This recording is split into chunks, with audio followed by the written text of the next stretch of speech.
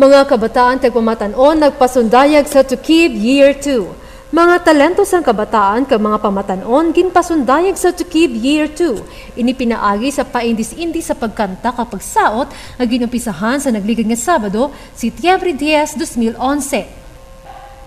Yara ang singing bulilit na ginintrahan sa mga kabataan nga nag-edad 7 to 12 anyos kag giniamo santay Marifi Jane Haspe, Nico J. Miranda, J. Vannery Porras, James Kenneth Castor, kag Alicia Faith Sulen.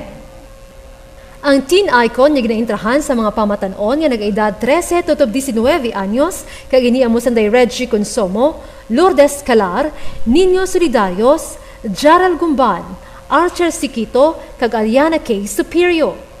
Kag subong man ang dance showdown nga bukas anuman nga edad kag mayara sang 60 ka miyembro.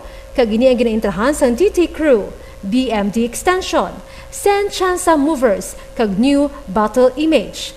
Kag ang pwede pa kami Talents Unlimited, nga pagkaintrahan sa nagaedad 50 anyos pataas, solo, pares o kung grupo, kag maski ano nga talento ang pwede mo ipakita diri.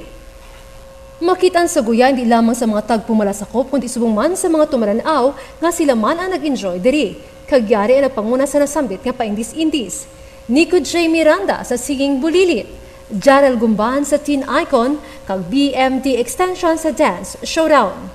Ang masunod ni elimination ang natalana sa Setyembre 24, 2011 na sa isang gabi sa Santa Barbara Covered Court Gym.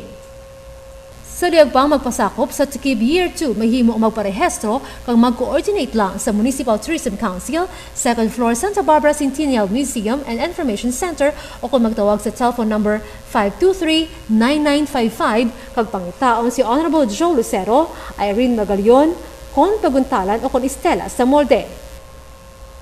Bata man o tigulang, matambok man o kon maniwang, magpasundayag kag ipakita ang talento sa Tukib Year 2. Upod kay June Matiling, Zoila Cordero, ILU, Santa Barbara.